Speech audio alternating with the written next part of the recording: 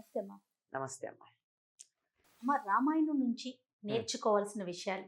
అమ్మా, ఆకాశాన్ని గుప్పెట్లో పట్టమని అడిగారు, అంతే కదా.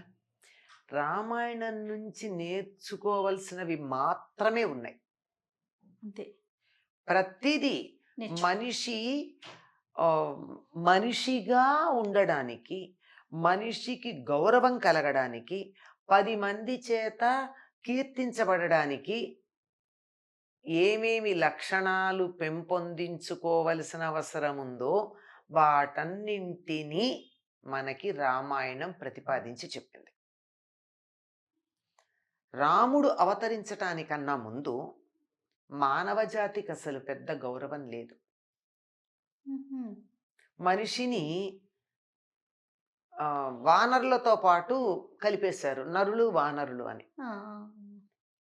మరి మానవుడు మేధా సంపద కలిగినవాడు, తెలివితేటలు కలిగినవాడు, ఆలోచన కలిగినవాడు, మాట్లాడగలిగినటువంటి వాడు, తన భావాలు ప్రకటించగలిగినవాడు, కానీ ఎవరు ఆయన్ని గౌరవించలేదే. మనిషే కదా అన్నారు, చిన్న చూపు చూశారు. After all a human.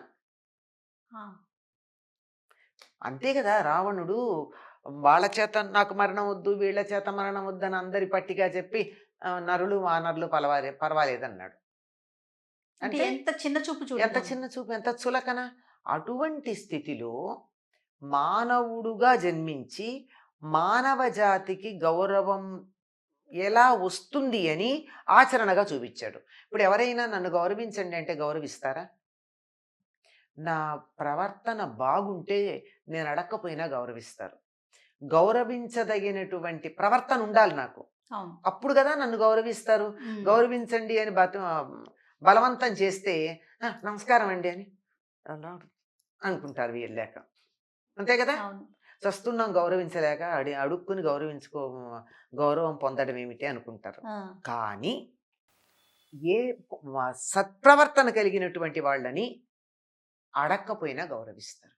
మరి మానవ జాతికి అటువంటి గౌరవం కలగాలి అంటే ఎట్లా ఉండాలి అన్నది నిరూపించాడు రాముడు. ఒక రావణ సంహారం కోసం అవతరించాడు అనుకుంటాం. రావణ సంహారం కోసం అవతరిస్తే రావణ సంహారం అయిపోయాక ఆయన మళ్ళీ 11,000 సంవత్సరాలు రాజ్యపాలన ఎందుకు చేశాడు? వెళ్ళిపోవచ్చుగా. ఎంత వయసులో చేశాడు ఆయన? 24, 14 కలిపి ఎంతండి? 38. 38 ఏళ్ల వయసు వచ్చినప్పుడు రావణుడిని సంహరించాడు. అయిపోయింది, వెళ్ళిపోవచ్చుగా, పని అయిపోయింది, రాక్షస సంహారం అయిపోయింది. అసలు ఇంకా రాక్షసులు అన్న వాళ్ళు లేరు, తుడిచిపెట్టుకుపోయారు. మరి ఎందుకున్నాడంటే ఒక మనిషి ఎలా ఉంటే గౌరవించబడతాడో చెబితే వినరు గనక ఆచరించి చూపించాలనుకున్నాడు. ఆయన గృహస్థ ధర్మం ఎట్లా ఉండాలో నిరూపించాడు. ఏకపత్ని వ్రతం, పాతివ్రత్యం 2. మనం పాతివ్రత్యం గురించే మాట్లాడుకుంటాం, ఏకపత్ని వ్రతం గురించి మాట్లాడం. ఆయన స్త్రీలకి పాతివ్రత్యం ఎంత ప్రధానమో పురుషులకి ఏకపత్ని వ్రతం అంతే ప్రధానమని నిరూపించి చూపించాడు. ఇలా గౌరవించటానికి కావాల్సిన లక్షణాలన్నీ చూపించాడమ్మా. ఉదాహరణకి ఒక మనిషిగా పుట్టిన తర్వాత ఏ ధర్మాలను ఎట్లా నిర్వర్తించాలో వాటన్నింటినీ నిర్వర్తించాడు. కొడుకుగా పుత్రధర్మం, సోదరుడుగా భ్రాతృధర్మం. ఒక అన్న తమ్ముళ్ళని ఎట్లా చూడాలో రాముడి తర్వాతే తెలుసుకోవాలి.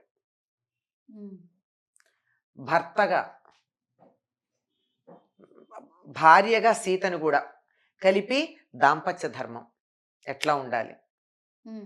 అయిన తర్వాత మిత్రధర్మం, స్నేహితులతో ఎలా ఉండాలి, స్నేహితులు ఎన్ని వెరైటీలు ఉంటారో ఎవరితో ఎట్లా ఉండాలి, అందరూ ఒకే స్నేహితులు అని చెప్పడానికి వీల్లేదు, ఉండాలి.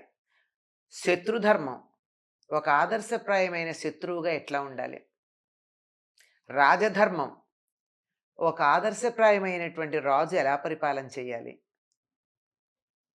శిష్యధర్మం, ఒక శిష్యుడు ఎట్లా ఉండాలి గురువు దగ్గర. ఇవన్నీ నిరూపించాడు. భ్రాతృధర్మంలో గనక చూసినట్టయితే తమ్ముళ్లే కాదు, తమ్ముళ్ళ పిల్లల్ని ఎట్లా చూడాలో కూడా చూపించాడు. ఉమ్. మామగారిని ఎలా గౌరవించాలో చూపించాడు, బంధువులను ఎట్లా గౌరవించాలో చూపించాడు, ఉన్నతమైనటువంటి ఉత్తమమైన శీలం కలిగినటువంటి వాళ్ళని, స్త్రీలను ఎలా గౌరవించాలో చూపించాడు.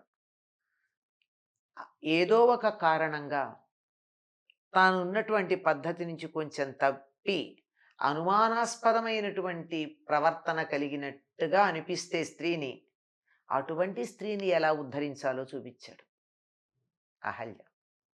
ఉమ్. ఇలా ఒక మనిషి మనిషి అనిపించుకోవడానికి ఎలా ఉండాలో అన్ని అంశాలు చూపించాడమ్మా. ఏది నేర్చుకోకూడదు, కొడుకు ఎట్లా ఉండాలి అంటే రాముళ్ళ ఉండాలి. తండ్రితో ఎలా ప్రవర్తించాడు, తల్లితో ఎలా ప్రవర్తించాడు చూడండి తేడా. మళ్ళీ ఇద్దరికి తేడా ఉంటుంది. అవును.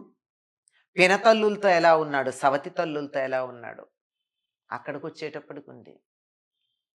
మందరని ఎలా ట్రీట్ చేశాడు, తన అరణ్యవాసానికి కారణమైంది. తన అరణ్యవాసానికి మందర మాట విని ప్రేరేపణ చేసిన కైకని గురించి ఏం మాట్లాడాడు. ఇలా చూస్తే అసలు మనిషి అన్నవాడు ఎలా ఉండాలి, మానవ సంబంధాలు ఎట్లా ఉండాలి, inter personal relationships, human relationships అన్నవి ఎలా ఉండాలి అన్నది అన్నింటినీ చూపించాడు. రాముడు చేసినట్టుగా లేదు కానీ రామాయణంలో మనకి మరి గృహస్థు ధర్మాలు కూడా చెప్పబడ్డాయి. ఇంటికి వచ్చిన అతిథిని ఎట్లా చూడాలి, అతిథి మర్యాదలు ఎట్లా చేయాలి, ఇలాంటివన్నీ. ఏష ధర్మ సనాతన, ఈ పదం ఎన్నిసార్లు వస్తుంది రామాయణంలో. ఆ ఒక్క టైటిల్ తీసుకుని రామాయణం మొత్తం మళ్ళీ చెప్పచ్చు. ఇదే సనాతన ధర్మం. సనాతనం అంటే ఇవాళ చెప్పింది కాదు, మానవుడు పుట్టినప్పటి నుంచి ఆచరిస్తూ ఇది బాగుంది అని కొనసాగుతూ వచ్చినటువంటిది సనాతన ధర్మం. మధ్యలో ఏదన్నా పనికిరాంది ఉంటే తీసేస్తూ ఉంటారు, కొత్తది ఉంటే చేరుస్తూ ఉంటారు. ఏది మేలో అది ఉంటుంది, ఏది పనికిరాందో అది పోతూ ఉంటుంది. అటువంటి దాన్ని సనాతన ధర్మం అంటారు. అటువంటి సనాతన ధర్మం ఏదైతే ఉందో దాన్ని గురించి చెప్పినటువంటిది. పైగా రాముడు ఇంకో మాట కూడా అంటాడు, ఇది పెద్దలు వెళ్ళిన మార్గం అంటాడు. తానేం సొంత కొత్త దారి ఏం ఏర్పాటు చేయలా, పెద్దలదే. ఇంతకు ముందు పెద్దలు ఏ దారిన వెళ్ళాడో నేను ఆ దారిన వెడుతున్నాను, ఇది ఋషి మార్గం అంటాడు మరో చోట. ఋషులు వెళ్ళిన దారిలో వెడతాను అంటే ఋషులు వెళ్ళిన దారి అంటే నడిచినటువంటి రోడ్డు అని కాదు అక్కడ అర్థం, ఆ పద్ధతి, ఆ తీరులో. ఇలా నేర్చుకోవడానికి అన్నీ నేర్చుకోవాల్సినవే. కొడుకు ఎట్లా ఉండాలో రామాయణం చూసి నేర్చుకుందాం, ఓ తండ్రి ఎట్లా ఉండాలో రామాయణం చూసి నేర్చుకుందాం. తండ్రి ఎట్లా ఉండాలో కూడా ఉంటుంది అందులో. ఓ తల్లి ఎట్లా ఉండాలి, కొడుకు ఎట్లా ఉండాలో సరిపోయిందా, తండ్రి ఎట్లా ఉండాలో కూడా తెలియాలి కదా. అవును. ఇలా దాసధర్మం, దాసులు ఎట్లా ఉండాలి, ఇలా మనిషి అన్నవాడు ఎలా ఉండాలి అని చెప్పినటువంటిదండి రామాయణం. సమస్తం నేర్చుకోవలసినవి. ఒక్క మాటలో చెప్పుకోవాలంటే ఆదర్శ పురుషుడు రాముడు, ఆదర్శ మహిళ సీత, వాళ్ళిద్దరిలాగా ఉంటే చాలు. నమస్తే అమ్మా. నమస్తే అమ్మా.